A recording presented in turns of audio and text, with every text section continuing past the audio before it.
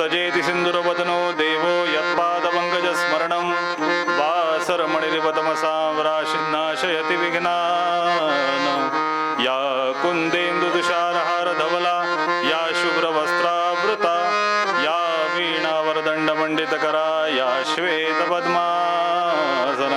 या ब्रह्माच्युतशङ्करप्रभृतिभिर्देवैः सदा वन्दिता सा मां पातु सरस्वती भगवती निःशेषजाड्यापः मूकं करोति वाचालं पङ्गुं लङ्घयते गिरिं यत्कृपातमहं वन्दे परमानन्दमाधवं मनोजवं मारुततुल्यवेगं जितेन्द्रियं बुद्धिमतां वरिष्ठं वातात्मजं वानरयूथमुख्यं श्रीरामदूतं शरणं प्रपद्ये। गुरुर्ब्रह्मा गुरुर्विष्णुः गुरुर्देवो महेश्वरः गुरुः साक्षात् परब्रह्म तस्मै श्री गुरवे नमः। सद्गुरुनाथ महाराज की जय।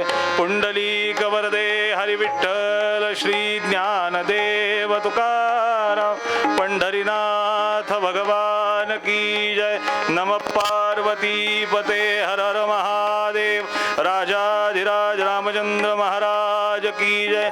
महारुद्र हनुमान की जय।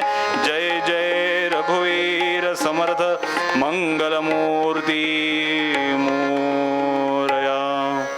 हरे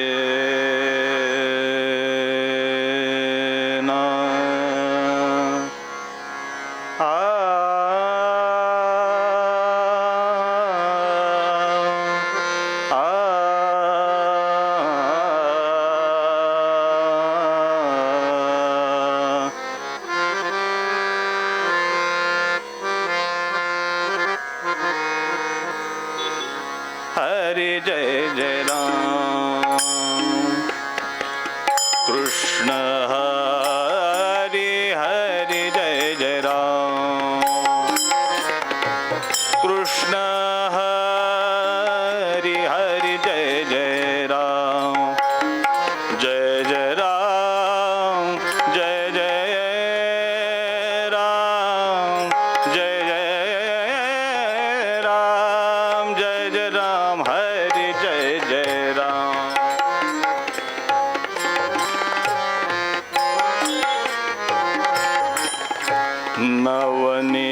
नवनीरदसम नवनीत प्रिय नवनीरदसम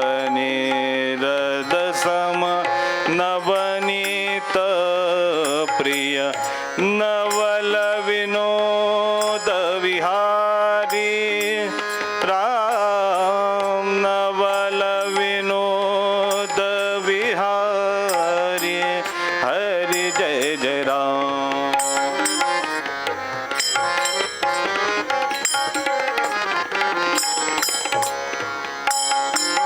राम गोवर्धन धर गोपाल गोपाल नरत गोपाल नरत गोकुल संकटहार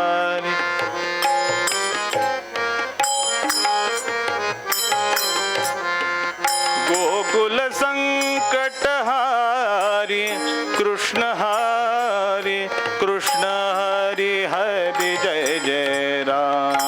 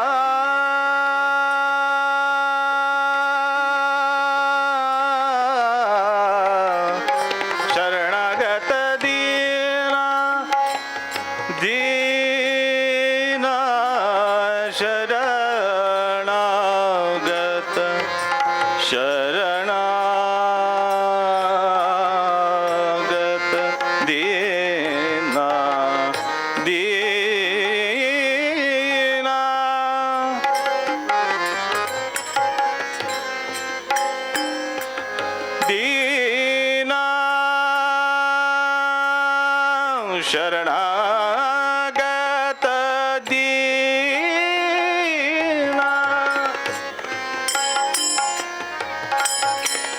दीना चरणी रत करुणा दृष्टि निहारी हरि जय जय राम. राम कृष्ण हरि हरि जय जय राम. हरि जय जय राम. हरि जय जय राम.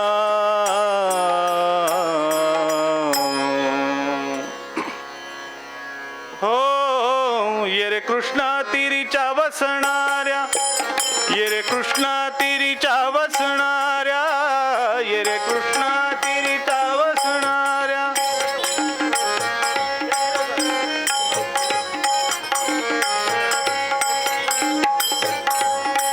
ये रे औदुंबरी बसणाऱ्या ये रे औदुंबरी बसणाऱ्या ये रे कृष्णा तिरीच्या बसणाऱ्या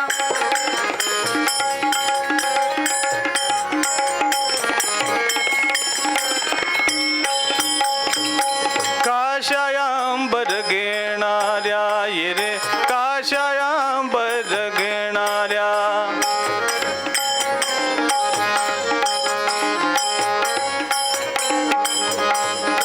ये रे काशायांबर घेणाऱ्या ये पायी खडावा घालणाऱ्या पायी खडावा घालणाऱ्या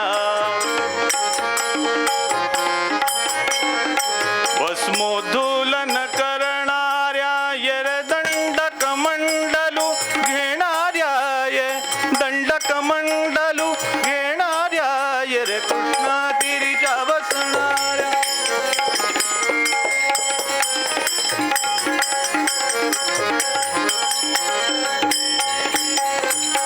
स्वभक्त संगे असणाऱ्या ये रे स्वभक्त संगे असणाऱ्या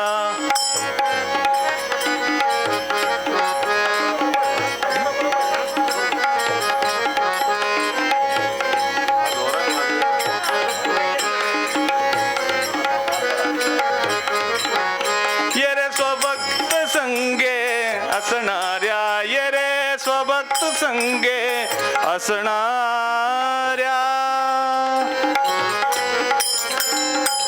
स्वभक्त संगे असणाऱ्या ये रे स्वभक्त संगे असणाऱ्या ये भक्ता भिप्सित करणाऱ्या दासा भिप्सित करणाऱ्या ये रे स्मरता दर्शन देणाऱ्या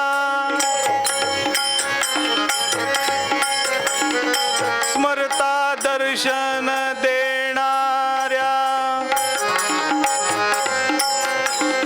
स्मरता दर्शन देणाऱ्या ये रे वासुदेवाच्या कैवार्या ये वासुदेवाच्या कैवार्या ये रे कृष्णा तिरीच्या ये रे कृष्णा तिरीच्या बसणाऱ्या ये रे कृष्णा तिरीच्या बसणाऱ्या ये बसणाऱ्या दिगंबरा दिगंबरा श्रीपाद वल्लभ दिगंबरा दिगंबरा दिगंबरा श्रीपाद वल्लभ दिगंबरा दिगंबरा दिगंबरा श्रीपाद वल्लभ दिगंबरा दिगंबरा दिगंबरा श्रीपाद वल्लभ दिगंबरा दिगंबरा दिगंबरा श्रीपाद वल्लभ दिगंबरा दिगंबरा दिगंबरा श्रीपाद वल्लभ दिगंबरा अवधूत चिंतन श्री गुरुदेव दत्त राजाधिराज रामचंद्र महाराज की जय महारुद्र हनुमान की जय जय जय रघुवीर समर्थ मंगलमूर्ती मोरया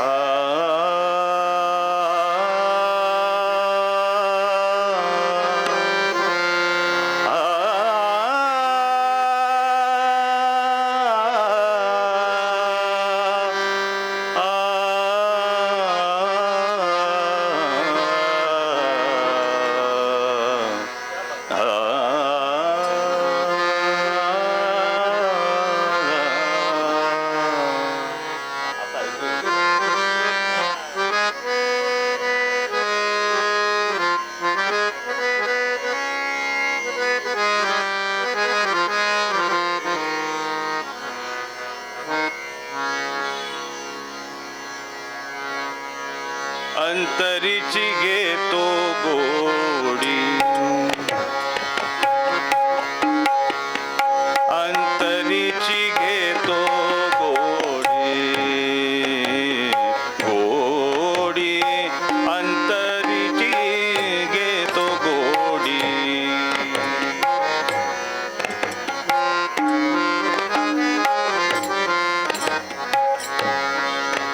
घेतो गोडी घेतो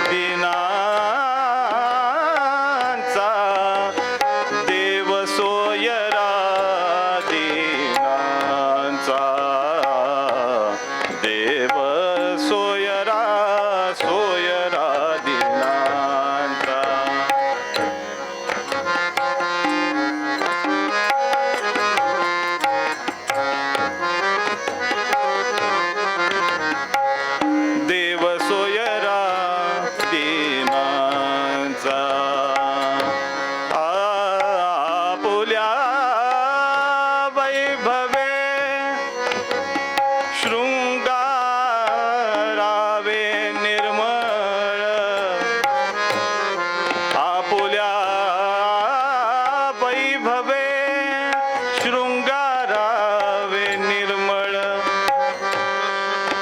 तुका म्हणे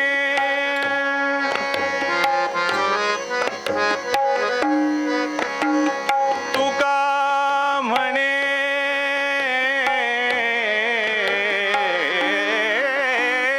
तुका म्हणे तुका म्हणे तुका म्हणे तुका म्हणे जे विसवे प्रेम द्यावे प्रीतीचे प्रीतीचे प्रीतीचे देव सोयरा सोयरा दिनाचा देव सोयरा सोयरा दिनाचा देव सोयरा सोयरा देव सोयरा सोयरा देव सोयरा सोयरा दिनाचा दिनाचा देव सोयरा सोयरा. पंढरीनाथ महाराज की जय. लोकाभिरामं रणरंगधीरं राजीव नेत्रं रघुवंशनाथं कारुण्यरूपं करुणाकरन्तं श्रीरामचन्द्रं शरणं प्रपद्ये. राजाधिराज रामचंद्र महाराज की जय. पुंडलीक वरदे हरिविठ्ठल श्री ज्ञानदेव तुकाराम पंढरीनाथ भगवान की जय. जय जय रघुवीर समर्थ मंगलमूर्ती मोरया. तुकोबरायांचा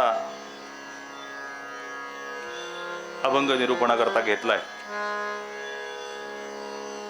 ज्याकरता आपण सगळे एकत्र आलो त्याच्याकरता काही शब्द एकत्र आणावे लागतील आणि ती येतील ह्याची खात्री आहे. पण अनुषंगानं बोलता बोलता मध्ये बोलतो. तुकोबराय खऱ्या भक्ताची अवस्था वर्णन करतात. त्या खऱ्या भक्ताविषयी किंवा खऱ्या भक्ताचा देवाविषयी काय भाव असतो, देवाविषयी काय अवस्था असते आणि देवाची त्या भक्ताविषयी काय अवस्था स्थिती असते याचं वर्णन या अभंगात करतात.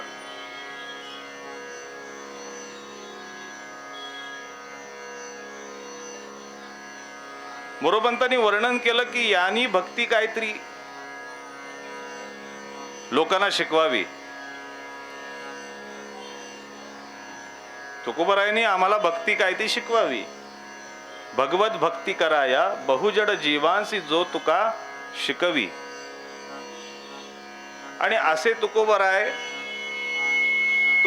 अभंग घेण्याचं कारण काय.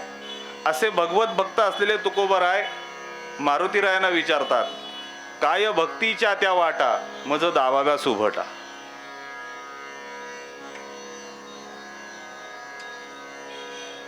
तुकोबराय त्यांना म्हणतात. एका सिनेमापुरतं ज्यांनी तुकोबरायांचं काम केलं जुन्या चित्रपटामध्ये विष्णुपंत पागनीस, त्यांनी एका मुलाखतीत बोलताना एका सत्कारादरम्यान बोलताना असं सांगितलं की म्हणे मी तुकोबरायांची नक्कल केली तर मला इतकं वैभव प्राप्त झालं म्हणजे लोक मला नमस्कार काय करतायत. घरामध्ये तुकोबरायांच्या फोटोऐवजी खऱ्या तुकोबरायांच्या फोटोऐवजी विष्णुपंतांचेच फोटो अनेकांच्या घरात असतील.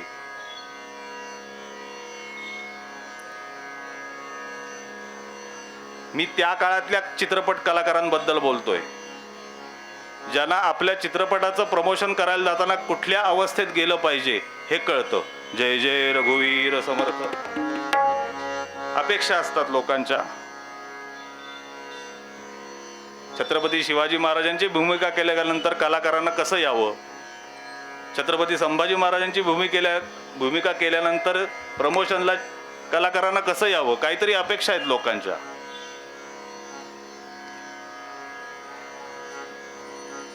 म्हणून आपल्याकडे तेथे पाहिजेच जातीचे येरा गाबाळ्याचे काम नव्हे. पण विष्णुपंतांनी मान्य करावं की म्हणाले लोक मला एवढा आदर सत्कार करतात, माझे फोटो घरात लावतात, मग मी तुकोबारायांची एका सिनेमापुरती भूमिका केली तर मला एवढं लोक मानतात, मग अस्सल तुकाराम काय चीज असतील? देहूत राहणारे पण देहू वैकुंठाला जाण्याची किमया ज्या तुकोबारायांनी करावी असे तुकोबाराय संत पुन्हा पुन्हा पुन्हा आम्हाला सांगतात. कशा करतात? त्यांना जे अनुभव आले, त्यांनी जे अनुभवलं ते संत आम्हाला सांगतात. आणि संतांचं सांगणं हे उद्दीपन आहे, प्रक्षेपण नाहीये. म्हणून कधी कधी संत मला मोरासारखे वाटतात. म्हणजे काय बोलताय? जरा महेश दादा म्हणेल तिकडं सोनोरीला जरा बरं वाटलं म्हणून बोलवलं, तर संतांची तुलना तसं नाही.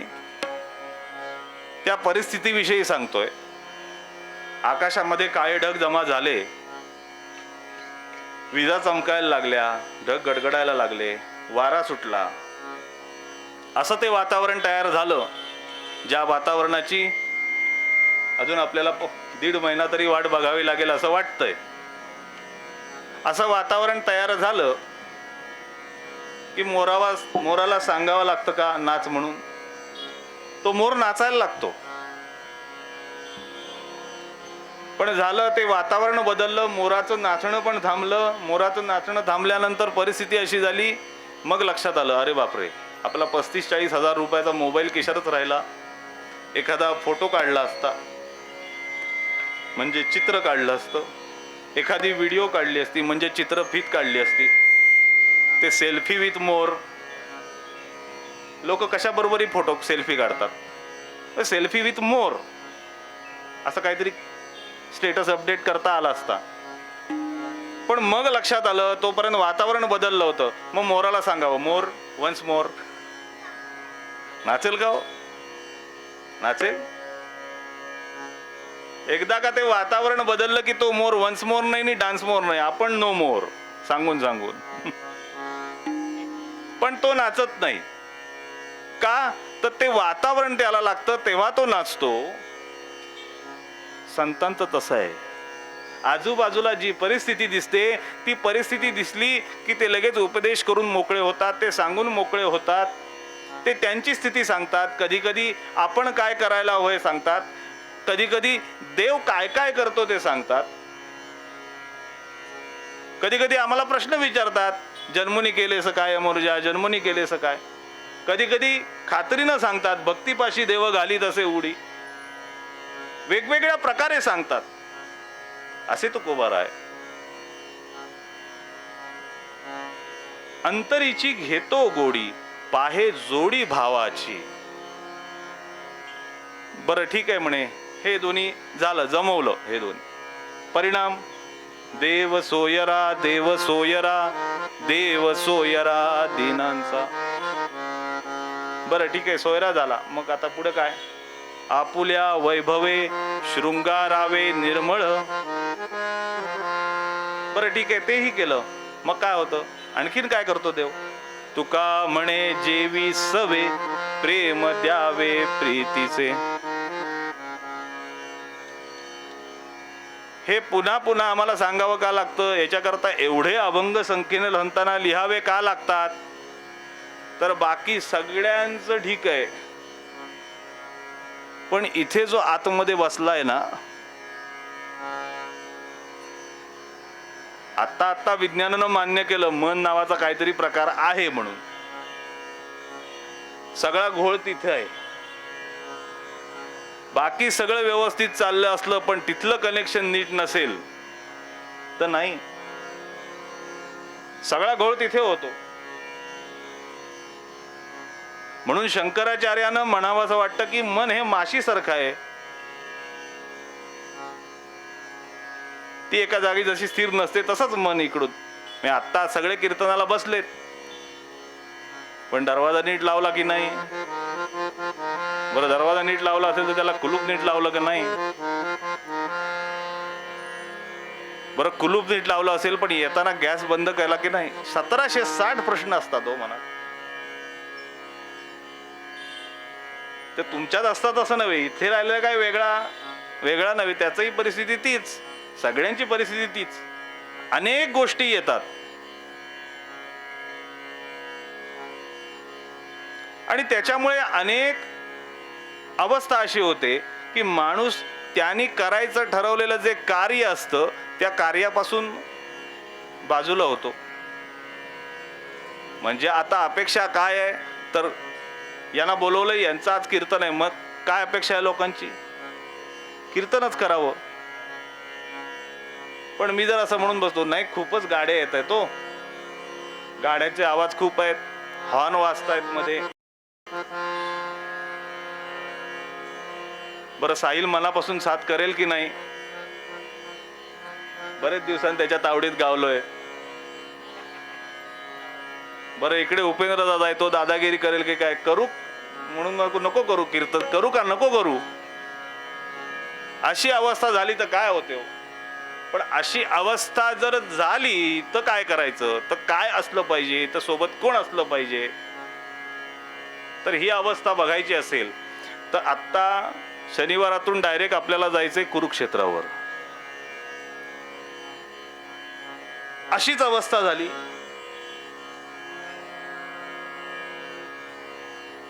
शत्रू सैन्यातला एक म्हातारा म्हणतो, मामका पांडवा शैव किम कुर्वत संजय. माझी मुलं आणि पंडूची मुलं काय करतायत,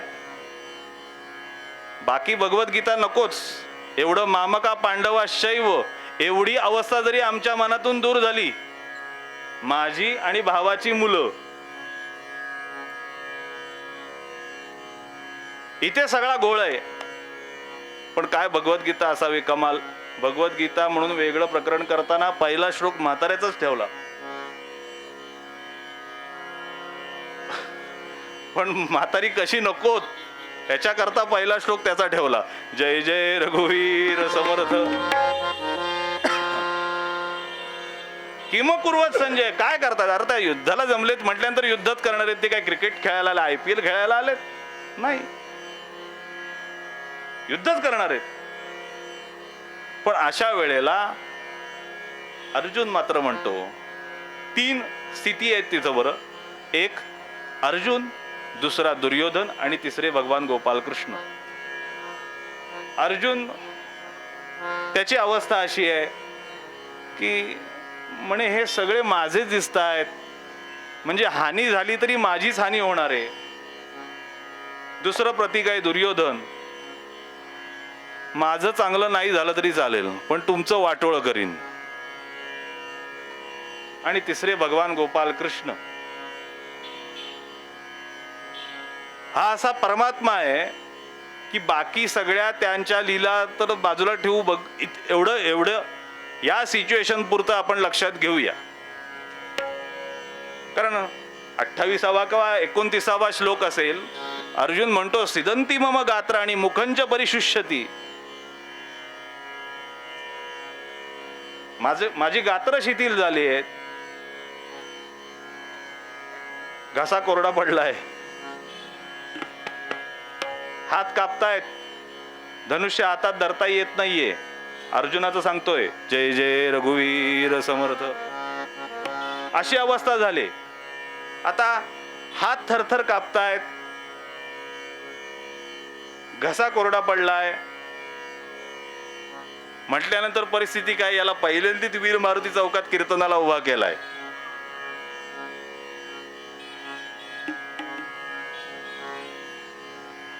पण ही अवस्था काय आहे, एखादा डॉक्टर असेल तर काय म्हणेल, कोणी इथे असेल तर क्षमा करा, पण ही अवस्था असल्यानंतर नाही म्हणे तुझ्या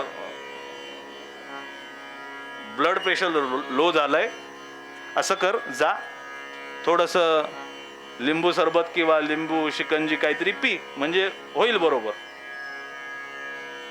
असं जर भगवान गोपाल कृष्णाने अर्जुनाला सांगितलं असतं तर पुढचं पुढे बघू. असं कृष्णाने सांगितलं असतं तर काय झालं असतं. गोष्टी सगळ्या त्याच आहेत ना. ब्लड प्रेशर लो झाल्यानंतर अवस्था हीच होते, याच्यापेक्षा वेगळी काही होत नाही. मग अशा वेळी कृष्णाने असं सांगितलं आपण असतं की अशी अवस्था झाली तर लिंबू सरबत पी. भगवद्गीता पण मिळाली नसती आणि इथं मारुतीरायांच्या उत्सवाऐवजी धृतराष्ट्र उत्सव करायला लागला असता. ही अवस्था झाली असती. पण भगवान गोपालकृष्ण ते आहेत. अरे आपल्या माणसांना मारावं लागलं तरी चालेल, पण धर्माची संस्थापना झालीच पाहिजे, धर्म टिकला पाहिजे. भगवान गोपालकृष्ण त्या कॅटेगरीतलेच आहेत. म्हणजे कुठल्या, तर झालं काय, एक मोठं सरोवर होतं, एक मोठा समुद्र, आणि त्या समुद्रातून एक जहाज चाललं होतं. त्या जहाजात माणसं बसली होती. बरं ते जहाज म्हणजे एवढं मोठं जहाज, मानो कोई नगर तैर रहा हो समंदर में, असं मोठं जहाज. त्या जहाजात वेगवेगळ्या रूम्स, 1 BHK 2 BHK 1 RK वगैरे. तर त्यात लोक बसली होती. झालं असं, ऐन मध्यावर गेलं ते समुद्राच्या आणि वादळ सुरू झालं. वादळी परिस्थिती निर्माण झाली. हळूहळू त्या जहाजाला छिद्र पडलं, त्या जहाजात पाणी येऊ लागलं. ही परिस्थिती निर्माण झाल्यानंतर त्यातल्या 80% लोकांनी काय विचार केला की अहो इतकी वर्ष प्रवास करतोय आपण, हे काय नवीन आहे का, हे होत राहतं, होत असतं, हे जाऊ द्या, लक्ष देऊ नका. म्हणून ते आपापले बिछाने वगैरे सजवण्यात मग्न होते. कोणी स्वयंपाकात मग्न होतं, कोणी आणखीन काय डेली सोप बघत होतं, कुणी मोबाईलवर काही गेम वगैरे त्यांचं चालू होतं. असं प्रत्येकाचं काही नाही काहीतरी चाललं होतं. आपापली कामं करण्यात सगळे मग्न होते, आपापल्या विश्वात सगळे मग्न होते. 15% लोक जे होते ते म्हणाले नको, आता हे जहाज बुडणारच आहे, त्यामुळे आपण आता उडी मारूया. कुठे? समुद्राच्या मध्यात.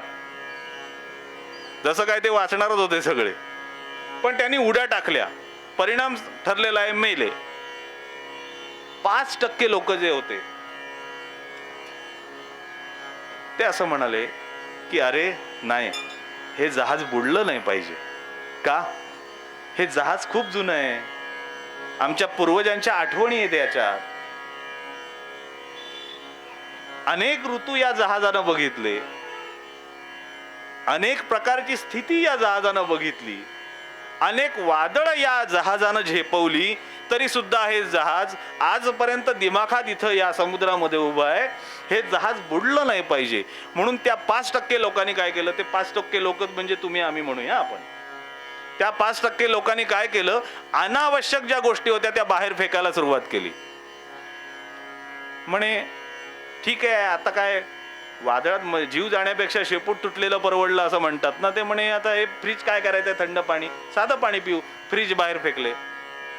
म्हणे एक दिवस सतरंजीवर खाली झोपलं तर काय होतंय, बेड वगैरे होते ते फेकायला सुरुवात केली. लक्षात घ्या, डायरीवरून इथपर्यंत मी जहाजाची गोष्ट तुम्हाला सांगायला आलेला नाही.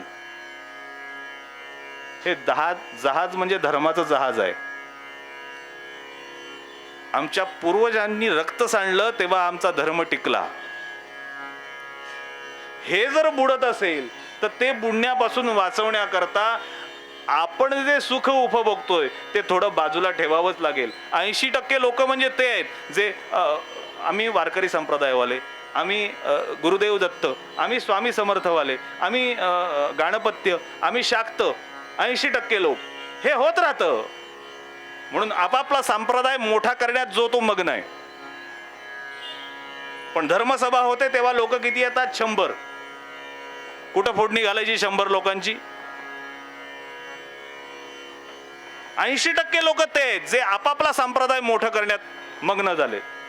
15% लोक म्हणजे नाही, ते आम्ही धर्म वगैरे काय मानत नाही, ही हायब्रिडची बियाणी काही जन्माला येतात नको असताना. पुढची पिढी जन्माला यावी तर आई वडिलांच्या उत्तम विचारातूनच जन्माला यावी, तीच धर्म टिकू शकते. हे होत राहतं. नाही तर काय गरज पडली हो, हे 3 लहान आहेत त्यांना इथे बसायची. तो एक तिथे दादा आमचा बसलाय. यांना आता घरी काही बघता नसतं आलं कार्टून ऑगी अँड कॉक्रोचेस बऱ्याच घरात झुरळच चाललेली असतात. अहो घरात झुरळं नको म्हणून पेस्ट कंट्रोल करून घेतात लोक आणि पोरं टीव्हीवरतीच झुरळं बघतात. पण यांना बघता आलं असतं ना वेगळं काहीतरी, नाही. पण इथे आले कीर्तनाला का? कारण तेथीचा आनंद ब्रह्मांडी न समय उपमेसी काय देऊ सुख. 5% लोक ते की ते नाही, धर्म टिकला पाहिजे, धर्म टिकला पाहिजे, धर्म वाढला पाहिजे. भगवान गोपालकृष्ण त्या 5%तले आहेत. काहीही करावं लागलं तरी चालेल, मला माझी शपथ मोडावी लागली तरी चालेल, शस्त्र धरणार नाही, युद्ध करणार नाही म्हटलंय ना, ठीक आहे, काय म्हणायचंय ते म्हणा. पण भगवान गोपालकृष्ण तेव्हा होते, आपलं वचन पालन करण्यात ते इतके मग्न झाले की ते असताना धर्म बुडाला, हे मला कदापि सहन होणार नाही. आणि भगवान गोपालकृष्ण तिथे आहेत, नाही तर तुमच्या आमच्यासारखं लिंबू सरबत पी म्हणून सांगितलं असतं तर आता कृष्णांबद्दल मी बोलत नसतो. बोललो असतो का? नाही. आणि या सगळ्यात महत्वाची गोष्ट या मनाला अशी जाणवते, ही तर अवस्था मनाची एक आहे. आणखी मनाला दुसरी अवस्था काय आहे? मन याकडे न येण्यासाठी भीती वाटते मनाला. कसली भीती वाटते?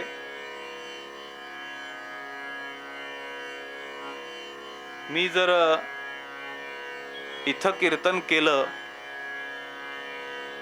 तर लोक काय म्हणतील? मी कीर्तनात जर असा गायलो आणि गाता गाता जर बेसूर झालो तर लोक काय म्हणतील? मी गाता गाता जर बेसूर झालो तर साहिल हसेल की काय? ही भीती वाटते. सर्वात मोठी भीती आमच्या महेश दादांना आत्ता आहे.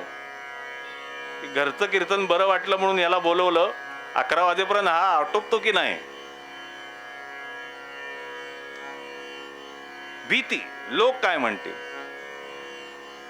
अहो आम्हाला भीती आहे म्हणूनच तर आमची ही स्थिती आहे. काय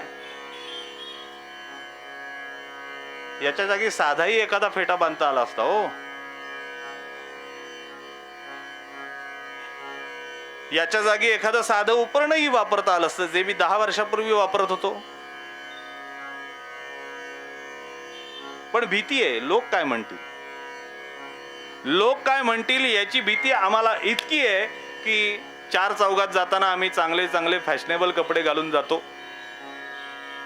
बघा पटलं तर, मी फार स्पष्ट वक्ता बुवा आहे. टाकाला जाऊन भांड लपवणं हा माझा गुणधर्म नाही, ही माझी सवय नाही. तुम्ही आम्ही सगळेच लोक काय म्हणतील याच्या करता नवीन नवीन कपडे आणतो. गेल्या 2024च्या एप्रिल महिन्यात मी जो कपडा वापरत होतो तो 2025च्या एप्रिल महिन्यात मी कपडा वापरत नाही. का? तर लोक म्हणतात ते जुनं झालं, आता नवीन फॅशन आले. कोण ठरवतं नवीन फॅशन? कुठली नवीन फॅशन? साथीदार तेव्हाही कुर्ता घालत होते, आजही कुर्ता घालतात. कीर्तनकार तेव्हाही धोतर नेसत होते, आताही धोतर नेसतात. काय फरक पडलाय? बरं एवढे चांगले कपडे घालून आमच्या नशिबात काय आहे? इथून घरी गेलं, बघा रागवू नका, प्रत्येकाची स्थिती तीच आहे. इथून घरी गेल्यानंतर बाथरूमच्या दरवाजाच्या मागे एखाद्या खिळ्याला अडकवलेला जो कपडा, जो 3-3 दिवस धुतलेलाही नाहीये, हे वास्तव आहे की नाही आमचं? मग हे कोण ठरवतं फॅशन? जे मी गेल्या वर्षीच्या उन्हाळ्यात घालत होतो कपडे, ते कपडे या उन्हाळ्यात जुने होतात. अहो ते जर जुने झाले नाही तर यांचे धंदे कसे चालतील? भीती वाटते आम्हाला, भीती वाटते, भय वाटतं.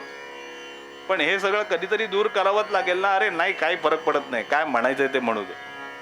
गोपालकृष्ण जर त्या अवस्थेतले असते तर अर्जुनाचं काय झालं असतं बिचाऱ्याचं? या सगळ्या भीतीपासून, भयापासून या अर्जुनाला बाहेर काढलं. प्रसंगी स्वतः रथाचं चाक उचललं आणि चालून गेले भीष्मांवरती. तेव्हा अर्जुन म्हणाला, थांब थांब कृष्णा, तू नको असं करू, तुझं वचन मोडू नकोस. मी भीष्मांना रणातून बाजूला करतो.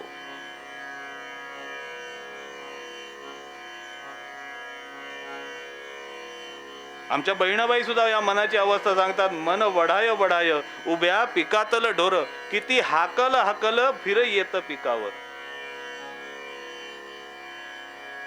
भगवान गोपालकृष्णांना सांगतात ना, अर्जुन सुद्धा म्हणतो, हे मन चंचल आहे. चंचलम ही मन कृष्ण प्रमाथी बलवत दृढम. हे मन चंचल मोठे, नकळे त्याचा अंतची कोठे. इतकं आहे मन. पण मग हाच प्रश्न संतांना विचारला, ही आमच्या मनाची अवस्था आहे, मग या मनाचं काय करायचं? म्हणे सोपं आहे. मन हा बोगरा अर्पुनीश्वरा, पुनरपि संसारा येणे नाही. मन हा मोगरा अर्पुनी ईश्वरा. ते देवाच्या पायी व्हायचंय. अनेक प्रकारे सांगतात, चंचल हे मन रामापायी लावा.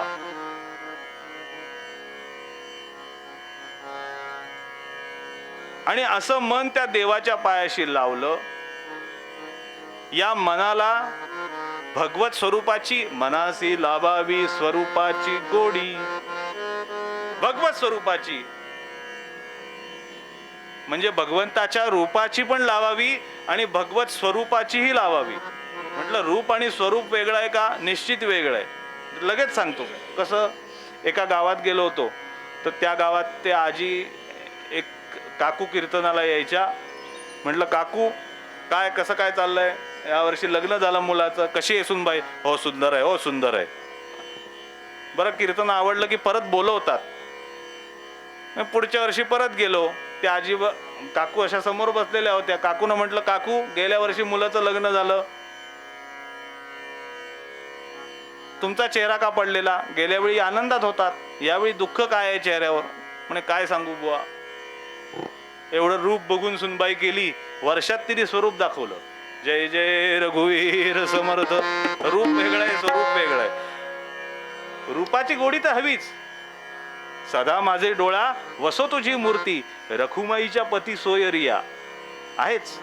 पण गोड तुझे रूप, गोड तुझे नाम, देई मज प्रेम सर्व काळ.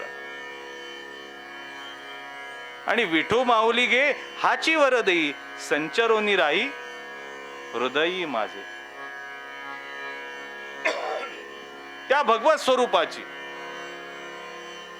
आणि अशी गोडी असेल, अंतरीची घेतो गोडी. बरं ठीक आहे, अंतःकरणात भगवंताविषयी गोडी आहे, आणली उसनी. पण त्याला महत्वाचं काय पाहिजे? पाहे जोडी भावाची.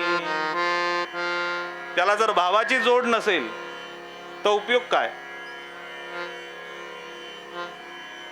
आता आज सोमवार आहे म्हणून सांगतो, ते श्रावणी सोमवार चालू झाले की ते बिल्वपत्र वाहायचं वेगवेगळ्या मंदिरातून असतं. कुठे संततधार असते, कुठे रुद्राभिषेक असतो, कुठे बिल्वपत्र. म्हटलं अहो काय बेल वगैरे वाहता की नाही? इतका वाहतो म्हणे की ती शंकराची पिंड पूर्ण झाकून टाकतो. म्हटलं आतमध्ये गुदमरून मेला तरी चालेल का शंकर?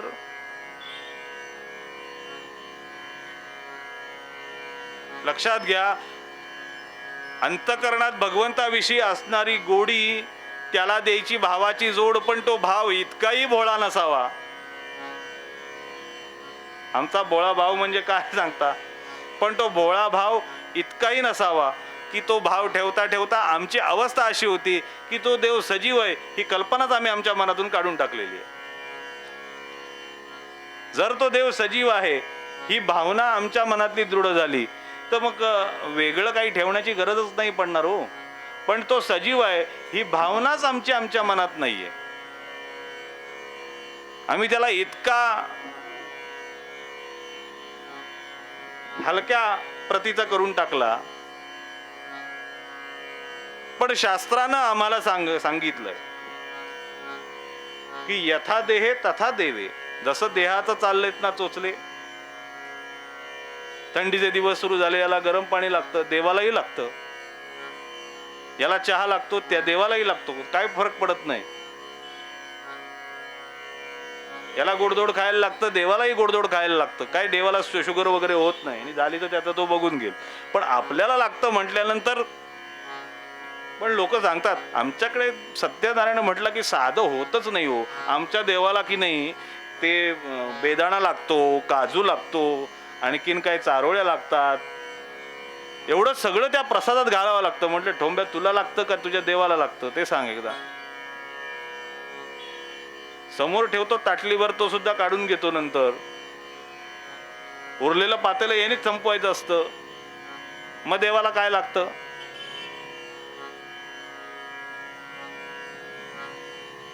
जे लागतं ते देत नाही, म्हणून ही अवस्था आहे आमची. तुकोबाराय म्हणाले नुसते अंतःकरणात गोडी असून उपयोग नाही, त्याला भावाची जोड असली पाहिजे. मग काय होतं? देव सोयरा होतो. कसा सोयरा होतो?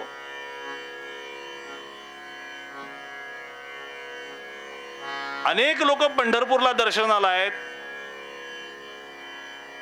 ज्ञानेश्वर माऊली, नामदेव महाराज हे दर्शनाला असताना सुद्धा अवघ पंढरपूर सोडून एका भक्ता करता आले.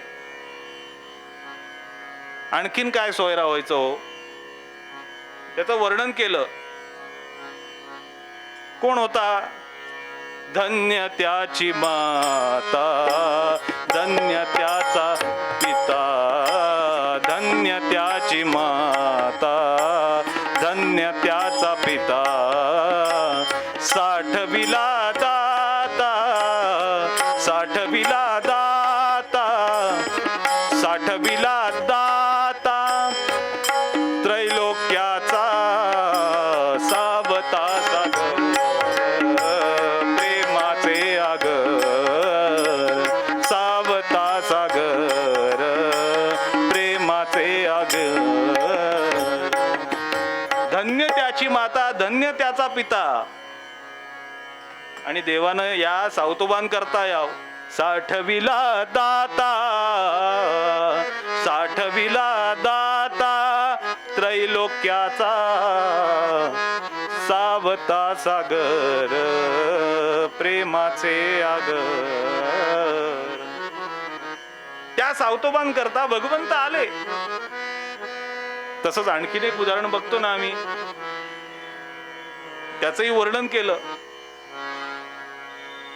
त्रैलोक्याचा राजा झाला महार भक्त काजा, महार भक्त काजा झाला, महार भक्त काजा.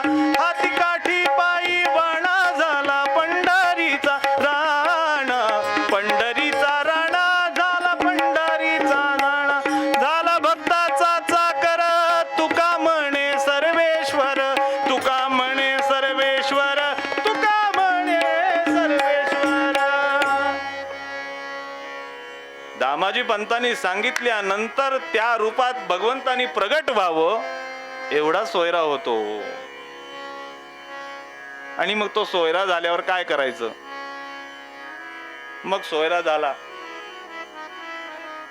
लक्षात घ्या, बोलण्यासारखं प्रत्येक ओळीवर खूप आहे. आणि वेळ आता हातात शिल्लक नाही म्हणून म्हणत नाहीये. उद्या बोलायला सांगितलं तरी मी या विषयावर बोलेल.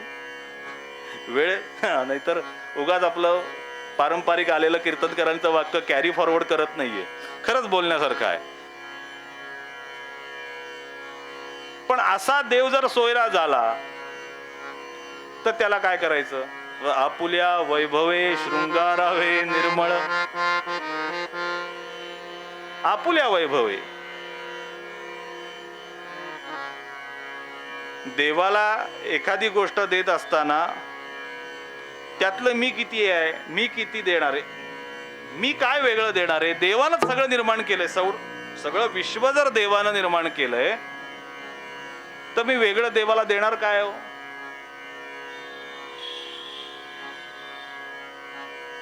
वर्णन आहे एका ठिकाणी. एक कवीने काय सुंदर वर्णन केलं. तू अनंत हाताने देणार आहेस. मागितला बिंदू दिले तू रत्नाकरा. मागितला बिंदू मागितला बिंदू मागितला बिंदू दिले तू रत्नाकरा. सांग मी फेडू कसे सांग मी फेडू कसे तुझ्या उपकारा. चालविणारा तू मी रे चालणारा. मागणारा मी मागणारा मी. विठ्ठला तू अनंत देणारा. चालविणारा तू.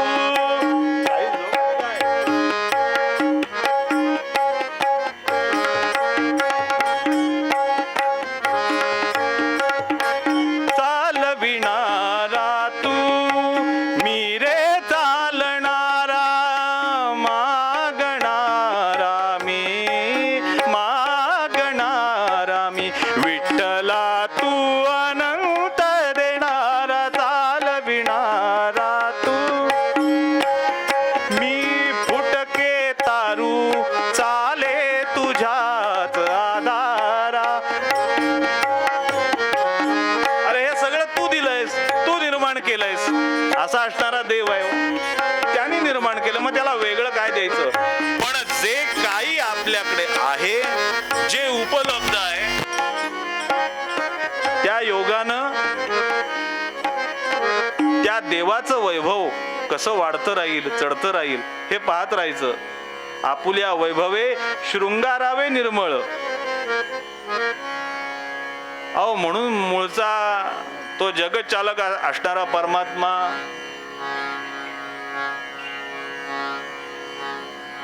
यशोदेकडून सगळं शृंगार करून घेतो ना. कारण काय आहे, प्रत्येक गोष्ट ही त्या काळामध्ये उत्सव स्वरूपाची होती. उत्सव म्हणून हा आपण याला उत्सव म्हणतो. उत्सव म्हणजे काय? उत म्हणजे उतू जाणे, सव म्हणजे आनंद. आतला आनंद उतू जावा याच्याकरता उत्सव आहे. आणि आम्ही उत्सवी लोक होतो. आमची भारतीय संस्कृती, भारतीय परंपरा हीच मुळात उत्सवी आहे. रोज होणारा सूर्योदय हा उत्सव आहे. किंबहुना मावळणं सुद्धा किती आनंदाचं असावं हे दाखवणारा सूर्यास्त हा सुद्धा या सृष्टीतला उत्सव आहे. क्षणाक्षणाला बदलणारं वातावरण या सृष्टीतला उत्सव आहे. तेव्हा गोकुळात स्थिती अशी होती. यशोदा दौड़ के आई और बोलने लगी चलो आज उत्सव मनाएंगे. अरे म्हणे आत्ताच काही दिवसापूर्वी भगवान गोपाल कृष्ण म्हणजे कृष्णाचा जन्म झाला, कान्हाचा जन्म झाला, मग आनंद साजरा केला. अब किस बात पर उत्सव मनाएंगे. अरे वो क्या है, वो मेरा कान्हा खेल रहा था ना, तो खेलते खेलते उसने करवट बदल ली. अहो केवढी मोठी संस्कृती आहे हो आपल्या देशाची. आपल्या देशामध्ये बाळानं खेळता खेळता कूस जरी पालटली तरी उत्सव होतो. त्या देशातलं वैभव सोडून लोक भिका मागायला परदेशात का जातात देव जाणे. जय जय रघुवीर समर्थ. पण आनंद आहे बघा, आनंद आणि स्वाभिमान आहे हा भारतीयांचा. काय तर एक भारत देश आहे. त्या भारत देशातले लोक अनेक देशात ह्याच्यासाठी जातात कमवायला. आणि सगळ्या देशातले लोक इथे येतात कशाला? याच्या समाधानाकरता, मनाच्या समाधानाकरता वारीला जातात. आमच्याकडची दिवाळी कशी होती ही पाहायला येतात. नवे नवे काही देशातून अशी स्थिती आहे की तुम्हाला 10वीची परीक्षा झाल्यानंतर एक देश निवडायचा आहे. त्या देशात तुम्हाला 1 वर्ष राहायचं आहे आणि त्या 1 वर्ष राहून तुम्हाला पुढं काय करायचं याचे निर्णय ठरवायचे. मग तुम्ही कुठे राहता, कुठल्या देशात राहता, तिथला राहण्याचा सगळा खर्च तो देश करतो. असे अनेक लोक या पुण्यामध्येच लुई ब्रेल नावाच्या संस्थेमध्ये येऊन तिथली काय परिस्थिती आहे, तिथल्या मुलांची काय स्थिती आहे हे बघायला येतात आणि वर्षभर राहतात आणि वर्षभरानंतर त्यांचं करिअर ठरलेलं असतं. म्हटलं काय करताय का यावर्षी लग्न? नाही, थोडा सेटल्ड व्हायचा. अहो 40 वर्ष झाली त्याची, आता आणखीन किती सेटल्ड होणार आहे तो? आणि आता सेटल झाल्यानंतर तो किती वर्ष राहील हा प्रश्न आहे परत. जय जय रघुवीर समर्थ. पण आपुल्या वैभवे, आम्ही मूळचे उत्सवी आहोत, ही स्थिती आहे आमच्याकडे. तर आपल्याकडेच्या असलेल्या जी काही उपकरणं आहेत, ज्या ज्या गोष्टी आहेत, त्यांनी शृंगारावे निर्मळ आणि इतका देव आपलासा करून घ्यावा, आपलासा करून घ्यावा. मग तो देव माझ्याकडेच येतो, माझंच ऐकतो, माझाच असला पाहिजे अशी भावना अंतःकरणात नको. मात्र तो देव माझंच करतो, माझ्या करताच येतो, मीच करीन ते देवाला आवडतं. देवाला सगळं आवडतं, पण मीच हे आवडत नाही, मीच केलं एवढं आवडत नाही. आणि या भावनेनं जर त्याच्या जवळ गेलं तर तुका म्हणे जेवी सवे प्रेम द्यावे प्रीतीचे. तो सोबत येतो. तो नामदेवांच्या हातून जेवला, तो अज्ञाना करता आला, तसा तुमच्या आमच्या करता येतो. देव प्रत्येक वेळी मागे पुढे उभा राहे सांभाळीत, आलिया आघात निवाराया. फक्त आमचं प्रगटीकरण कसं असेल त्याच्याविषयीचं, याच्यावर त्याची कृती ठरलेली असते. देव त्याच्या भक्ताच्या ठिकाणी अहंकार, अहंभाव हे असं काही देवाला आवडत नाही. प्रत्येक वेळी देव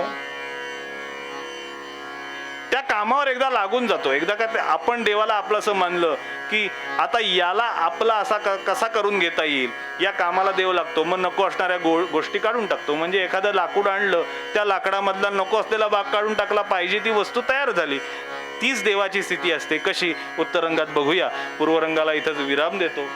आरंभीला बोलायला घेतलेल्या अभंगामध्ये तुकोबराय म्हणतात, अंतरीची घेतो गोडी गोडी, अंतरीची घेतो गोडी गोडी, अंतरीची घेतो गोडी गोडी, पाहे जोडी भावाची, पाहे जोडी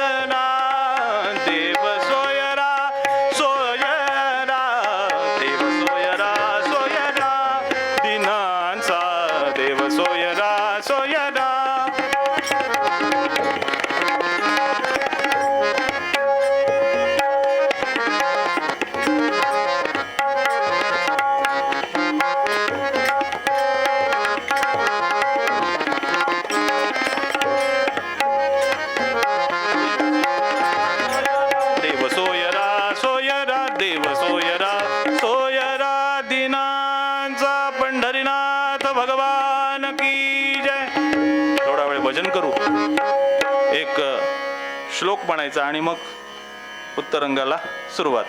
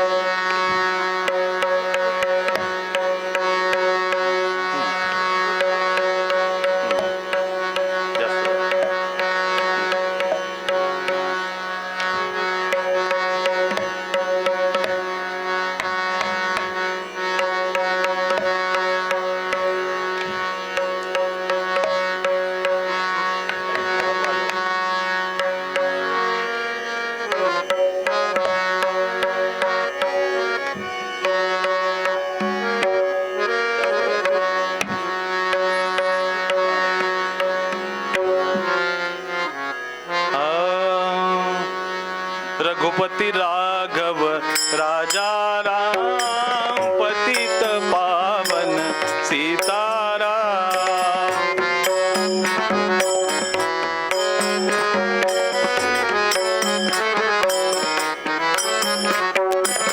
रघुपती राघव राजा राम पतित पावन सीताराम।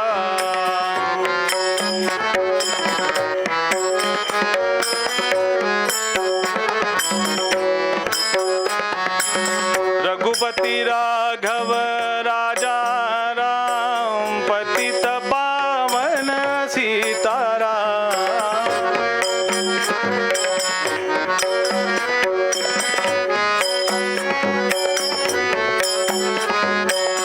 रघुपती राघव राजा राम पतित पावन सीताराम।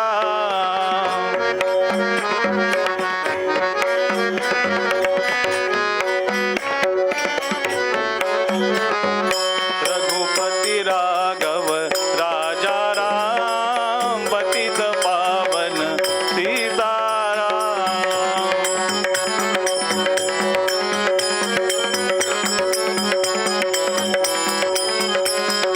रघुपती राघव राजा राम पतित पावन सीताराम।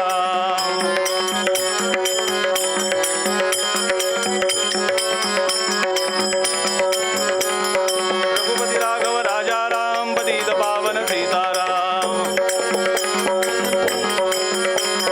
रघुपती राघव राजा राम पतित पावन सीताराम।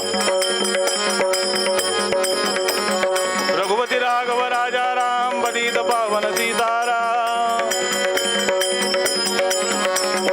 रघुपती राघव राजा राम पतित पावन सीताराम।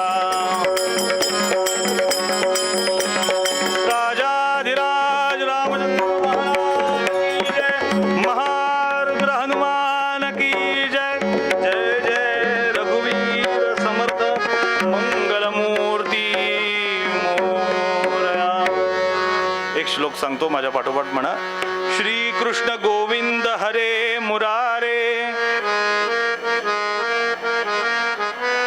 हे नाथ नारायण वासुदेव। प्रद्युम्न दामोदर विश्वनाथ, मुकुंद विष्णु भगवन नमस्ते। गोपाल कृष्ण भगवान की जय। भगवान गोपाल कृष्ण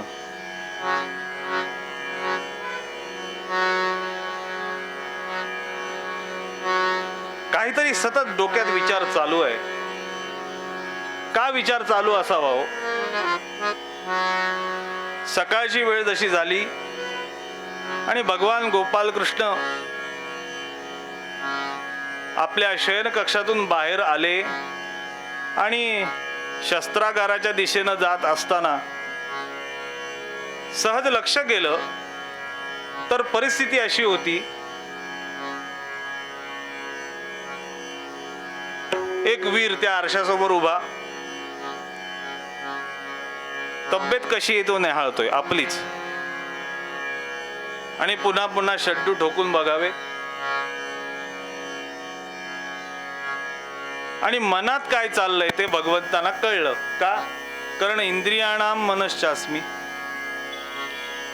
त्यामुळे काय विचार चाललाय हो भगवंतांना कळला. माझ्यासारखा ताकदवान मीच. बलराम म्हणतात मला, त्या काळामध्ये नुसता राम होऊन गेला होता किंवा परशुराम होऊन गेला किंवा परशुराम आहे, पण मी बलराम. कृष्णाने ओळखलं नेमकी कशाची बाधा झाली ती. तिथून थोडे पुढे आले आणि अचानक पुढ्यातनं काहीतरी निघून जावं, बघितलं तर गरुड. त्या त्या राजवाड्यात यावं, राजवाड्यातून बाहेर पडावं, उंच आकाशात जावं, पटकन खाली यावं. थोडासा दादागिरी करायला लागला होता हा. म्हणे इथे यांच्या वेगाचा गर्व झालाय, त्यांना तिकडे शक्तीचा गर्व झालाय. आणि तिथून पुढे आले, सत्यभामेच्या महालासमोर आले.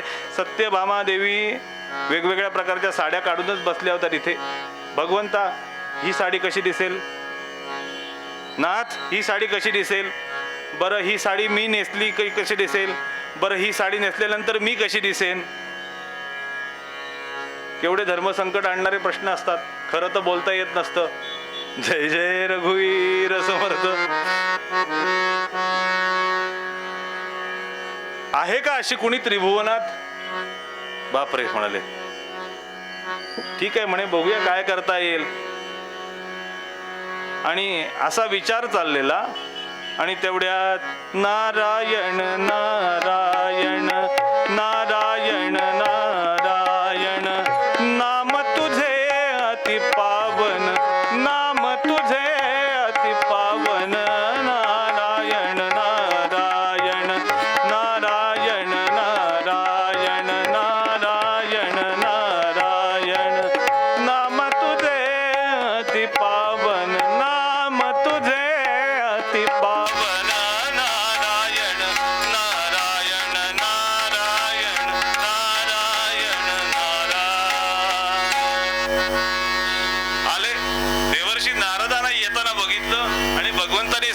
स्वागत केलं. या या या या नारदा, अगदी बोलावल्यासारखे आलात.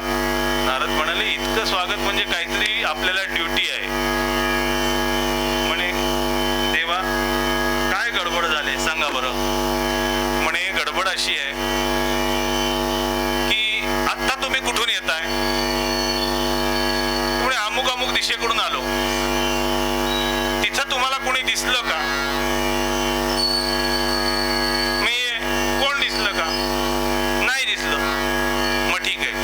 मी सांगतो ते ऐका. म्हणून भगवंतानी देवर्षी नारदांच्या कानात जे काय करायचं ते सांगितलं.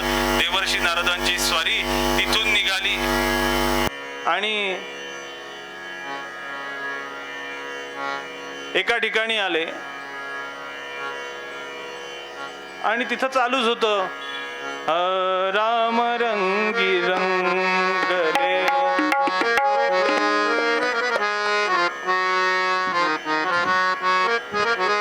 राम रंगी रंगले मन हो, राम रंगी रंगले मन, राम रंगी रंगले, राम रंगी रंगले रंग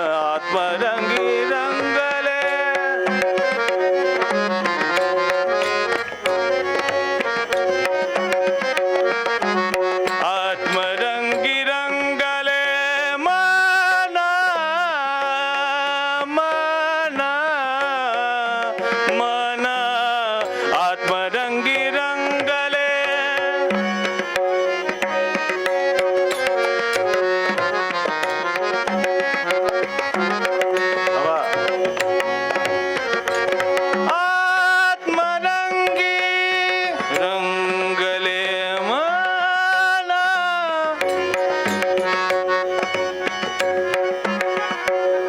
मन मना मन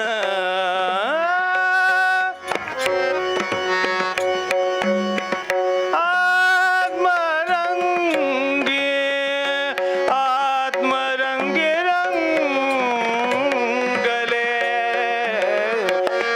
आत्मरंगी रंगले मन आत्मरंगी रंगले मन विश्वरंगी रंगले मन रामरंगी रंगले मन हो रामरंगी रंगले मन हो रामरंगी रंगले मन रामरंगी रंगले.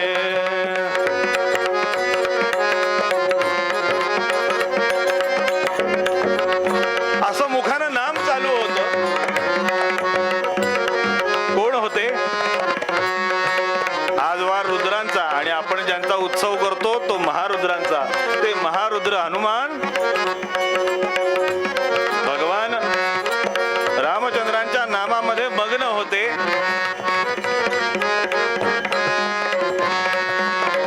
आणि त्याच वेळेला इकडे नारदांची स्वारी आली.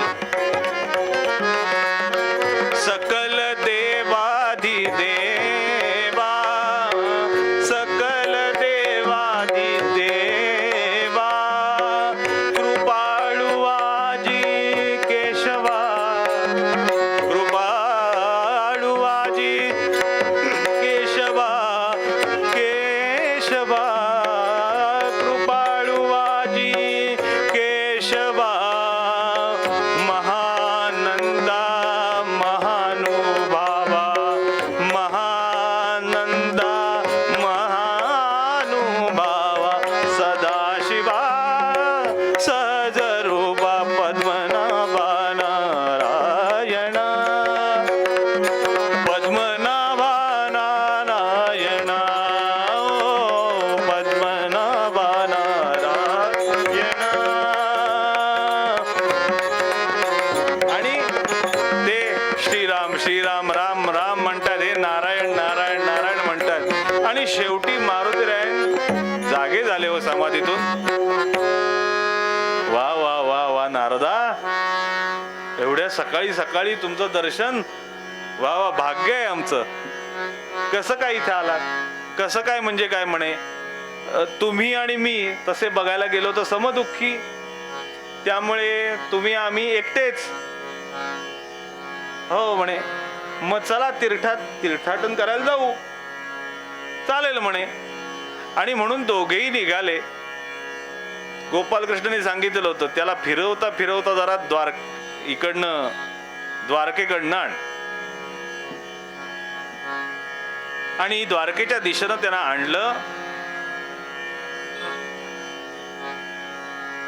सुवर्णाची नगरी बघितली आणि मारुतीरायांच्या डोळ्यातनं पाणी आलं. नारदा, ही तीच नगरी का जिच्याकडे बघून माझे प्रभू राम म्हणाले होते, अपि स्वर्णमयी लंका नमे लक्ष्मण रोचते, जननी जन्मभूमिश्च स्वर्गादपि गरी असी. तीच? ती म्हणे ती नाही, ही वेगळी आहे. मग ही कुठली आहे? ही कुठली आहे बघा, नीट बघा. एकंदरीत त्या नगरीमध्ये असणाऱ्या झेंड्यावरून तुमच्या काही लक्षात येतंय काय बघा. आणि ती नगरी बघतायत. कवीने वर्णन केलं, अमरावती समाना द्वारावती, अमरावती समाना द्वारावती पुरी कनकाची, विलोकिली दिव्य राजधानी, विलोकिली दिव्य राजधानी.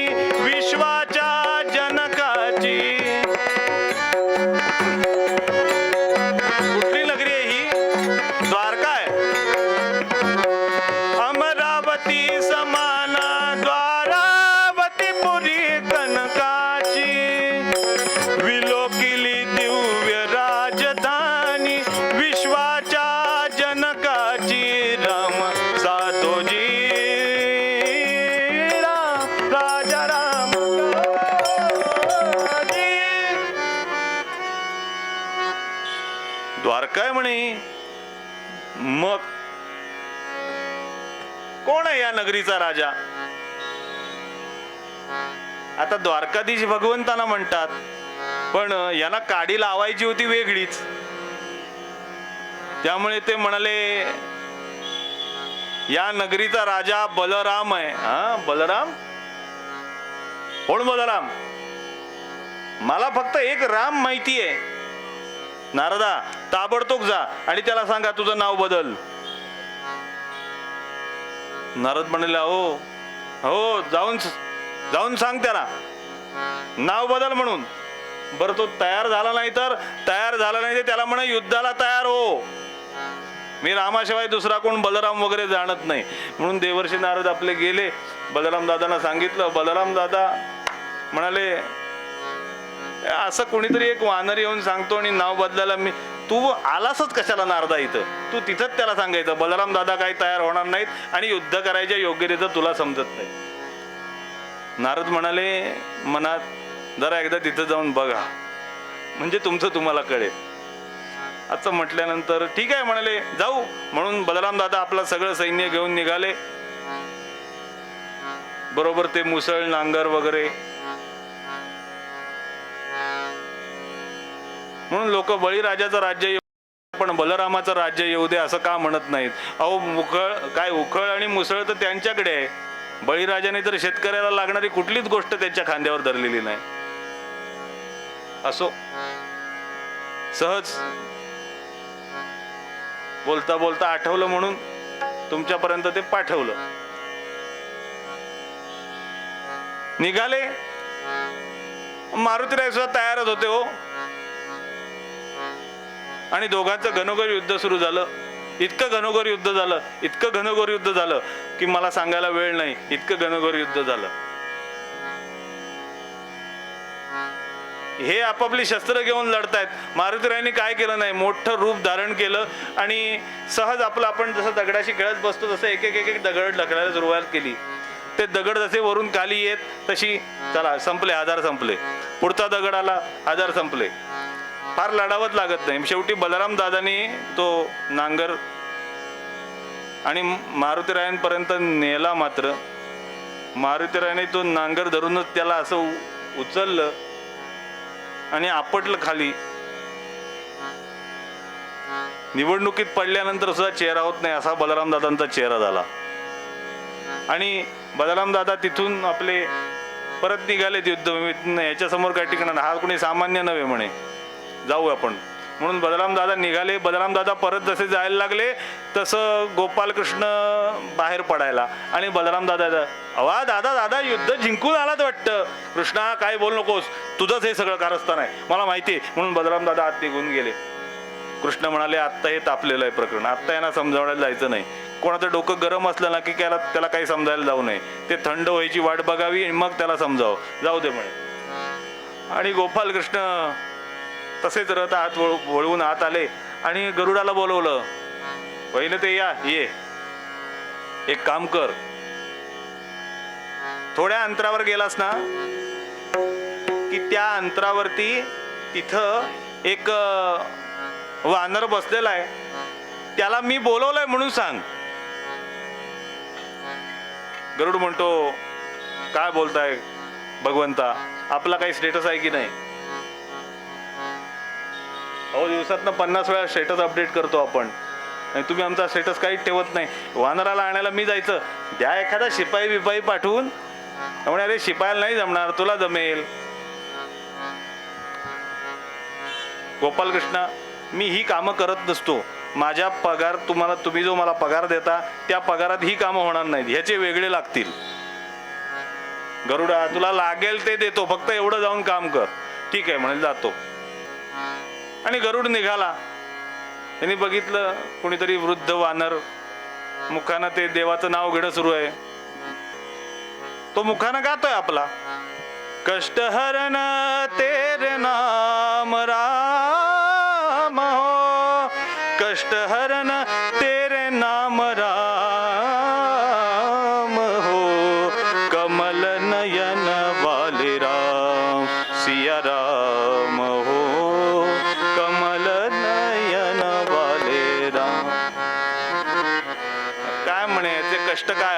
आहेत आता, याला बघून लोकांना कष्ट होतील. आणि म्हणून त्याने तिथूनच हाक मारली, अरे हे वानरा उठ, तुला गोपालकृष्णांनी बोलवलंय, चल लवकर. गोपालकृष्णांनी बोलवलं. वानर म्हटल्यानंतर हनुमंत जागे झाले. त्यांनी जास्त काही केलं नाही. त्यांनी हळूच आपल्या पुच्छाला सांगितलं, जा त्याला पकडून आण. आणि म्हणून पुच्छ जे निघालं त्या गरुडाला पकडून आणलं. काय म्हणालास, परत बोल, काय म्हणालास, परत बोल. म्हणजे तुला म्हणालो वानर म्हटल्यानंतर एक जी मुस्काडा जी ठेवून दिली. चडखन वदनी बसता भळभळ रुधिराव मोनी तडफडला, चरफडला रडत बघ पडत उडत झडत येऊनी सभे पडला. म्हणजे आर्येला रामा रामा लावून म्हणायचा वेळ पण दिला नाही, एवढ्या वेळात तो येऊन पडला. कुठल्याही आर्येला रामा रामा लावून म्हणून कसं झालेलो, ते येऊन पडलं तिथे गरगरून. आणि कीर्तनकार रामा रामा रामा रामा चवीनं गात म्हणतोय. अरे गरुडा, अरे एवढं साधं काम दिलं होतं, काय अवस्था झाली तुझी. कृष्णा, आता वाचलो तर येतो, जरा औषधोपचार करून येतो. कुठल्या हॉस्पिटलमध्ये ऍडमिट होऊ म्हणता. नको, या विषयाबद्दल न बोललेलं बरं. जय जय रघुवीर समर्थ. नाही असं कर, पुन्हा जा त्या वानराकडे. हो म्हणे, एकदा गेलो तर जवळजवळ अर्धमरण जवळ दिसायला लागलंय. आता गेलो तर काय पुण्यतिथीच होईल. बरं, अजून मृत्यूपत्र करायचंय म्हणाला, तेवढं तरी करायची संधी द्या, नंतर जातो. नाही म्हणे, आत्ताच जा. तो म्हणे, आत्ताच जाऊ म्हणताय, खरंच जाऊ म्हणताय. हो म्हणे, खरंच जा. पण जाऊन सांगू काय त्यांना जाऊन सांग की राम आलेत म्हणून, श्रीरामांनी तुला बोलवलं. अहो म्हणे, नुसतं वानर म्हटलं तर मुस्कळीत दिली त्यांनी. आता जर त्यांना खोटं सांगितलं की श्रीराम आलेत तर माझी काय अवस्था करेल. अहो, तो नुसता मारुती नाही हो, तो वीर मारुती आहे. माझी काय अवस्था करून सोडेल तो. नाही रे, असं काय करत नाही, तू जा. आणि म्हणून गरुड निघाला. आणि इकडे कृष्णे माया रचिली, द्वारका अयोध्या केली.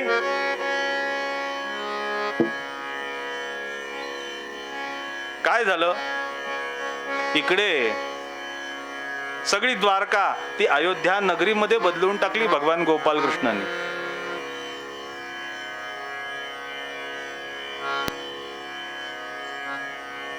का? कारण आता तो वचनपूर्तीचा काळ जवळ आलाय.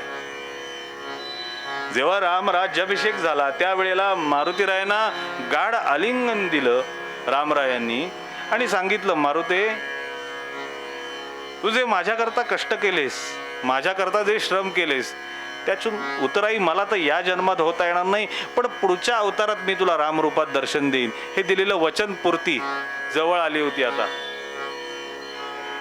पण भगवंताला वेगळं नाव आहे. भगवंत एखादी घटना त्याला पाहिजे तशी घडवून आणतो, म्हणून त्याला म्हणतात अघटित घटनापटू. अनेक नाव आहेत भगवंताची, त्यातलं एक नाव आहे अघटित घटनापटू. गमतीनं आलं म्हणून सांगतो, भगवान गोपालकृष्ण जेव्हा रांगायचे तेव्हा रांगता रांगता गायीच्या वासराची शेपटी धरून ते उभे राहायला शिकले. म्हणून भगवंताचं एक नाव असंही होतं, गोवत्स पुच्छावलंब. का गायीच्या वासराच्या शेपटीचा आधार घेऊन ते उभे राहायला शिकले. प्रत्येकानं उभा राहायचा आधार वेगवेगळा असतो. असो, जाऊ द्या, मला त्याच्यातही शिरायचं नाही. आणि आता नारद म्हणाले, वा वा रामा, छान दिसताय. भगवंत घनश्याम हा रामणावण्य रूपी, असं ते रूप भगवंताचं रामचंद्रांचं समोर दिसायला लागल्यानंतर नारद आता काय करायचं. काय नाही म्हणे, बाकी सगळ्यांना बोलवा. म्हणून बाकी सगळ्यांना बोलवायला सुरुवात केली. बलराम दादांची समजूत घातली, दादा अहो शक्ती पाहिजे, सामर्थ्य असलं पाहिजे, पण ते कशा करता? सज्जनांच्या रक्षणाकरता असलं पाहिजे, ते अहंकार करण्याकरता नसावं. त्यामुळे तेवढा मनातून काढून टाका. अहो खूप शक्तिशाली, अवघं विश्व खूप शक्तिशाली आहे आणि तुम्ही सुद्धा मूळ जे आहात ते किती शक्तिशाली आहात याचा विचार करा. आणि तुमच्या शय्येवरती जो पहुडलाय तो किती शक्तिशाली आहे याचा विचार करा. आणि हा अहंकार मनातून काढून टाका. बलराम दादांनाही ते कळलं आणि बलराम दादा पुन्हा एकदा लक्ष्मण रूपात तयार झाले. भरत शत्रुघ्न तयार झाले. आता म्हणे सीता देवीला बोलवायचं. नारदाला म्हणे, नारदा जा सत्यभामेला सांगा. म्हणून सत्यभामेला सांगितलं. सत्यभामा देवी आल्या. त्यांना येताना बघितलं आणि भगवान गोपालकृष्ण म्हणाले, नाही नाही नाही नाही, अशी नव्हती सीता वेगळी म्हणून त्या तशात निघून गेल्या. मागोमाग नारदही गेले. नारदांना विचारावं त्यांनी, काय नेमकी सीता कशी होती हो, कशी सीता हवी असेल यांना? नारद असते.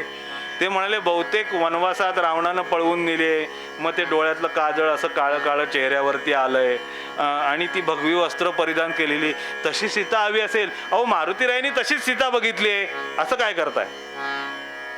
ठीक आहे, म्हणून तसा वेश केला. आणि अशा त्या सत्यभामेला येताना बघून सर्वजण हसले हो. फजिती झाली आणि त्या फजिती बरोबर अहंकार गळून पडला. मग पुन्हा भगवंतांनी नारदांकडे बघितलं. सांगावं लागलं नाही कारण नारद त्या भगवंताशी तितके एकरूप होते. अंतरीची घेतो गोडी, पाहे जोडी भावाची. आणि आता ती वेळ जवळ आली होती आणि त्या वेळेला बरोबर भगवान प्रभू रामचंद्र त्यांचा निरोप सीतामाईंपर्यंत म्हणजे रुक्मिणी देवींपर्यंत पोहोचला. रुक्मिणी देवीने काय केलं? काहीतरी आपल्या कामामध्ये होत्या, फक्त पदर जो होता तो सारखा केला आणि त्या येऊन सिंहासनावरती बसल्या. आणि असं ते मंगलदायी सिंहासन, त्याचं वर्णन तुम्ही दरवर्षी ऐकता, ते मी आज करणार नाहीये. अशा सिंहासनावरती प्रभू रामचंद्र बसले आणि आनंदाचं ते वातावरण आहे त्या नगरीमध्ये. अयोध्या जी कुठल्या योद्ध्याला जिंकता आली नाही, नवे जी एकाच योद्ध्याने गाजवली आणि आता वर्षभरापूर्वी तोच त्याचा मालक झाला. जय जय रघुवीर समर्थ. आणि प्रभू रामचंद्र तिथे येऊन बसलेत आणि हा गरुड तिथे जाऊन पोहोचला. आता काय केलं? मगाशी अगदी जवळ जाऊन उभा राहिला होता, आता थोडं माईक पासून खुर्चीपर्यंत जेवढं अंतर आहे तेवढं लांब उभा राहिला. पण जेणेकरून शेपटी जरी निघाली तरी आपल्याला पळता आलं पाहिजे असं त्याला वाटलं की येईल पळता. म्हणून तिकडून सांगितलं, अहो मारुतीराया, प्रभू रामचंद्रांनी तुम्हाला त्या नगरीमध्ये बोलवलंय असं सांगून तो पळायला लागला. पुन्हा पकडलं त्याला. काय बोललास? प्रभू रामचंद्रांनी बोलवलं. तू सांगतोस हे खरं आहे का?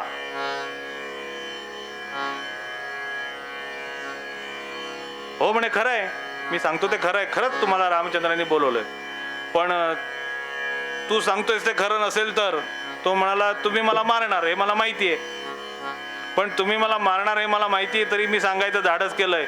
म्हणजे खरंच रामचंद्र तिथे असतील कदाचित. आधी मारू नका म्हणे, घेऊन चला वाटल्यास मला बरोबर. तिथं राम नाही दिसले तर मला मारा. म्हणून गरुडाला घेऊन मारुतीराय निघाले आणि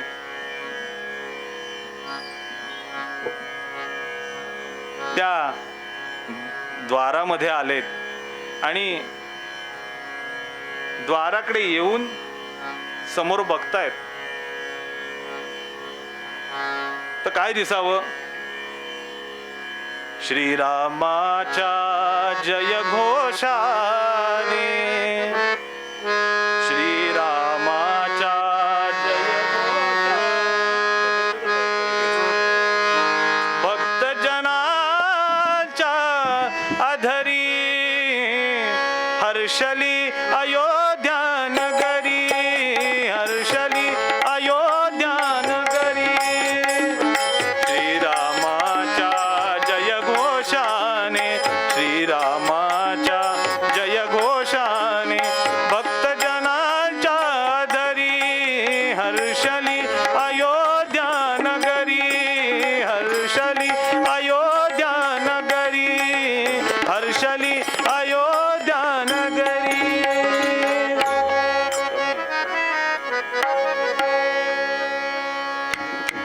बघितलं रामचंद्रांना, मारुतीराय धावत गेले आणि दोन्ही हातांनी पाय धरले रामांचे, आपल्या अश्रूंनीच अभिषेक केला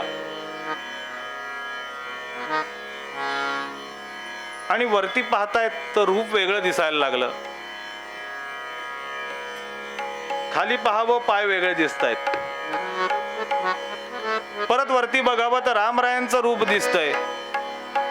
पायाकडे बघावं तर पाय परत वेगळे दिसतायत. काय प्रकार लक्षात येईना. म्हणून दोन्ही खांद्याला धरलं, उभं केलं मारुतीरायांना आणि गाढ आलिंगन दिलं प्रभू रामचंद्रांनी. देव सोयरा, देव सोयरा. देव सोयरा होतो. एवढा सोयरा का व्हावा? कारण आपुल्या वैभवे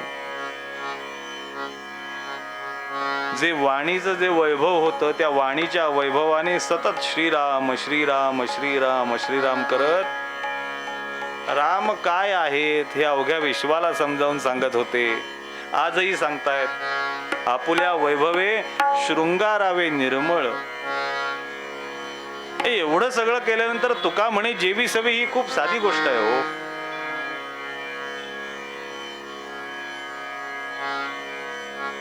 म्हणे आता काय हवंय तुम्हाला? काय नाही रामा, जे वचन तुम्ही दिलं होतं ते वचन तुम्ही पूर्ण केलं. मग म्हणे तरी इच्छा काय आहे? म्हणे एकच आहे, तुझी कृपा अशीच सतत राहावी. कशी कृपा राहावी? इतना तो करना स्वामी, जब प्राण तन से निकले, श्री राम नाम लेके, जब प्राण तन से निकले. हे तुमच्या आमच्या करताय हा, हे मारुतीरायन करता नव्हे.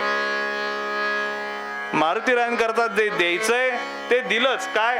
अखंड श्रीराम, बाकी काही. श्रीरामा मध्ये श्रीरामा विड दुसरा छंद नसावा. आधुनिक वाल्मिकीने काय सुंदर वर्णन केलंय गदिमांनी. सूक्ष्म सूक्ष्मतम देहा धरुनी, फिरेन अवनी फिरेन गगनी, जरी तरी पण रामकथेचा लाभ मला व्हावा. रामकथा नित वदने गावी, रामकथा नित श्रवणे यावी. श्रीरामामध्ये श्रीरामाविण दुसरा छंद नसावा. दुसरं काय हवंय? पण तुमच्या आमच्या सारखे जे भक्त असतात त्यांनी काय मागायचं?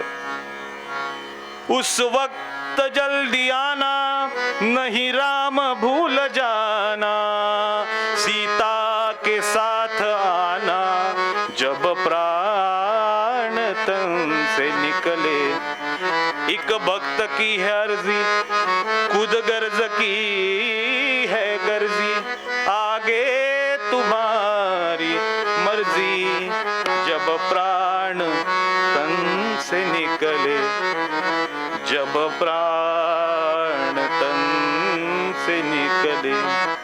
रामा तुझ्या कृपेची राहो अखंड छाया, रामा तुझ्या कृपेची राहो अखंड छाया, रामा तुझ्या कृपेची राहो अखंड छाया.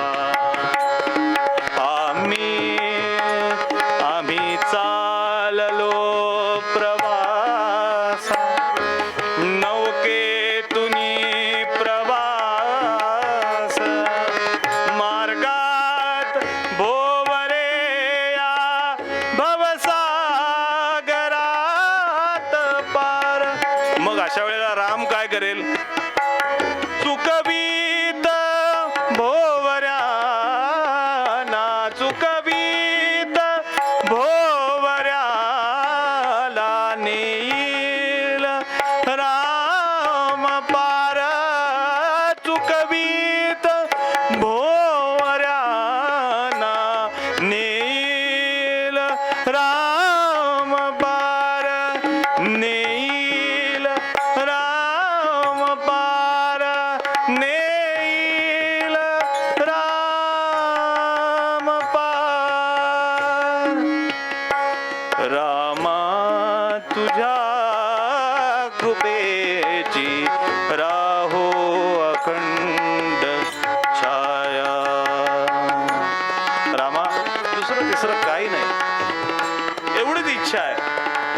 तुकोबाराय म्हणतात.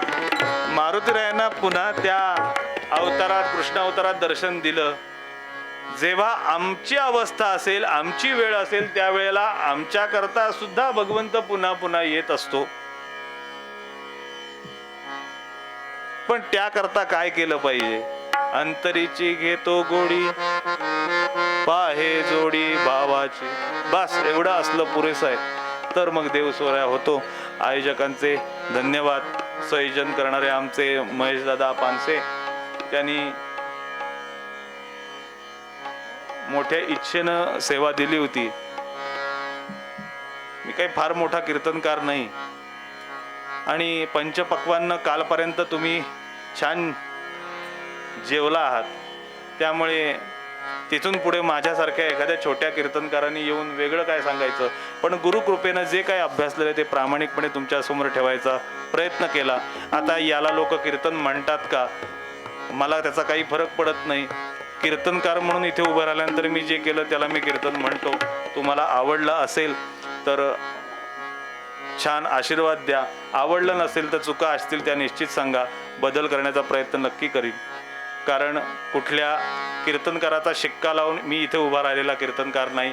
जे आहे ते कृष्णम वंदे जगद्गुरुम या न्यायानं त्यांच्यापासून जे आलं ते प्रामाणिकपणे अभ्यासण्याचा प्रयत्न केला. आणि जास्त स्पष्ट बोलणं हा माझा स्वभाव आहे, त्यामुळे कोणाला काही दुखवलं गेलं असेल तर मोठ्या अंतःकरणाने क्षमा करा. पण काही वेळा स्वभावात बदल होत नसतो. आणि मी ज्यांच्याकडे क्लाससाठी जात होतो, शिकवायला जात होतो, त्यांनी मला 1-2 शब्द काय म्हणतो, बी युअर सेल्फ. तसाच राहण्याचा आयुष्यभर प्रयत्न करीन. मला तुमच्या खिशातली नोट नको, मला तुमचं वोट नको, कारण निवडणुकीच्या मार्गावर मी कधीच जाणार नाही. फक्त परमार्थाबद्दलची खोट कोणाच्या मनात असेल तर ती फक्त पदरात टाका. भगवंताबद्दल, भगवंत नामाबद्दल, भगवत रूपाबद्दल आणि अध्यात्माबद्दल कुठली शंका ठेवू नका. कुठली शंका ठेवली नाही तर तो मोठ्या अंतःकरणानं तुमच्याकरता निश्चित धावून येईल. प्रत्येक वेळा त्याने धावत यावं एवढी मोठी समस्या नसते, पण त्या समस्या आपल्याला सहज झेपवता येतील एवढा तयारीचा आपल्याला तो बनवतो. हे त्याचं कार्य असतं. या नीतीनं तो कार्य करत राहतो. त्यामुळे प्रत्येक वेळा भगवंत आपण असंच म्हणतो ना, काय देवासारखे धावत आला तो, आवश्यकताच होती. साक्षात देव येतोच. त्यामुळे आणखीन 2 गोष्टी सगळ्यांपैकी महत्वाच्या मागतो. लहान मुलांकरता आवर्जून तुमच्या करता रे, कंटाळा आला का तुला, झालं 2 मिनिटात संपवणार कीर्तन. लहान मुलांकरता मुद्दाम सांगतो, पानात जेव्हा अन्न वाढून घेतो तेव्हा पानात वाढून घेतलेलं अन्न त्यातला एक कण सुद्धा पानात टाकताना विचार करा. या देशातला शेतकरी आपल्या रक्ताचा घाम करतो, तो या भूमीत गाडतो, त्यावेळेला काहीतरी चांगलं पिकत असतं. त्यामुळे आमच्या माजी पंतप्रधानांनी दिलेला जो मंत्र आहे जय किसान, आणि दुसरा मऊ गादीवर झोपताना या देशातला जवान आठवा, त्यांनी सीमा सुरक्षित ठेवल्यात म्हणून इकडे सगळे उत्सव आनंद आपल्याला साजरा करता येत आहेत. त्यामुळे एक वेळ भगवंताचं नाम, माझा सीमा सुरक्षित करणारा जो जवान आहे तो निरोगी राहू दे, याकरता भगवंताचं एकदा तरी का होईना नाम घेत चला, एवढं तुमच्याकडे मागतो. आजच्या अनेक आपण श्रोते तर आहातच, पण कीर्तनकाराचं कीर्तन ऐकायला कीर्तनकार सुद्धा आहे. कीर्तन जुगलबंदी ज्यांनी मोठ्या प्रमाणावर या पुण्यभूमीमध्ये किंवा पुण्याच्या बाहेर महाराष्ट्रामध्ये, महाराष्ट्राबाहेर ही मोठी केली अशा कीर्तनचंद्रिका मानसीताई बडवे, त्यानंतर हरिभक्तीपरायण गौरीताई खांडेकर, उद्या ज्यांची कीर्तन सेवा बहुतेक आहे त्या हरिभक्तीपरायण तेजस्वीताई बाबुळगावकर, आणि हरिभक्तीपरायण मकरंद बुवा करंबेळकर, साथीला उपस्थित असणारे आमचे उपेंद्रदादा शितूत, आणि इकडे मला न झोपता साथ करणारा आमचा मित्र साहिल कुंडलिक. अतिशय गोड वादन आहे, किती गोड असला बघा तो, अतिशय गोड वादन आहे. आणि मारुतीराय या दोघांची सेवा तुमच्यापर्यंत, आणि साधारणपणे 11च्या आधी कीर्तन संपवणारा मी, म्हणजे मला वेगळे धन्यवाद द्या. त्याबद्दल झालेली सेवा मारुतीरायांच्या चरणी अर्पण करतो. आणि आयोजकांना, संयोजकांना पुन्हा एकदा आभार. कोणाचं नाव घ्यायचं राहून गेलं असेल तर मोठ्या अंतःकरणानं क्षमा करा. अंतरीची घेतो गोडी गोडी, अंतरी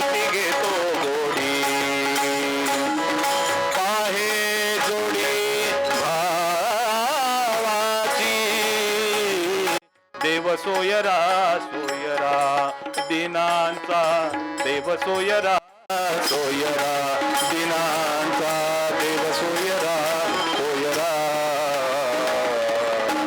प्रसन्न झालेल्या भगवतचरणी जे तुकाराम महाराजांनी मागणं मागितलं